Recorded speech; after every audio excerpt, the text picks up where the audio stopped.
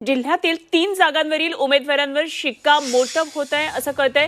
दापोली, गुहागर आणि राजापूरचे उमेदवार जवळपास आता निश्चित झाल्याची माहिती सूत्रांनी दिली आहे। रत्नागिरीच्या जागेबाबत अद्यापही निर्णय झालेला नाहीये आणि रत्नागिरी विधानसभा जागांबाबत उद्धव ठाकरेंकडून आढावा घेतला जातोय।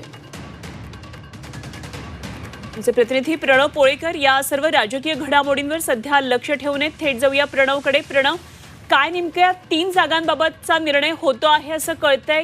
कशा पद्धतीने पुढचा तिढा सुटेल? काय नेमके सध्याचे तपशील आहेत? हिमाली, जर बघायला गेलं तर मुंबईमध्ये या संदर्भात एक बैठक झाली। या बैठकीमध्ये उद्धव ठाकरे यांनी या सगळ्या कोकणाच्या जागांसंदर्भात आढावा जो आहे तो घेतलेला पाहायला मिळाला आणि त्याच्यामध्ये दापोली, गुहागर आणि राजापूर या जागांचा वरचे उमेदवार जवळजवळ निश्चित झालेले आहेत। दापोलीतून संजय कदम तर राजापूरमधून राजन साळवींचं नाव निश्चित झालेलं आहे, तर गुहागरमधून भास्कर जाधव यांचं नाव जे आहे ते निश्चित झालेलं पाहायला मिळतं।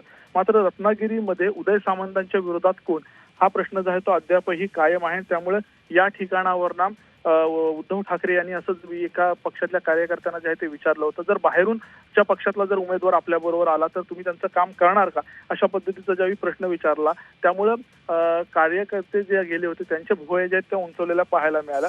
मात्र एकूणच जर बघायला गेलो तर या रत्नागिरी विधानसभा मतदारसंघामध्ये शिवसेनेकडनं 3 जण जे आहेत ते इच्छुक असल्याचं पाहिलं जातं आणि त्यामुळे आता चौथा उमेदवार म्हणजे जर इच्छुक असेल तर तो बाहेरून आयात केला जाईल का, हा देखील प्रश्न आता निर्माण झाला। त्यामुळे उदय सामंतांच्या विरोधात उमेदवार कोण द्यायचा, हा प्रश्न अजूनही उभाटाच्या समोर पडलेला पाहायला मिळतोय। ठीक, धन्यवाद प्रणव दिलेल्या या सगळ्या सविस्तर तपशिलांसाठी।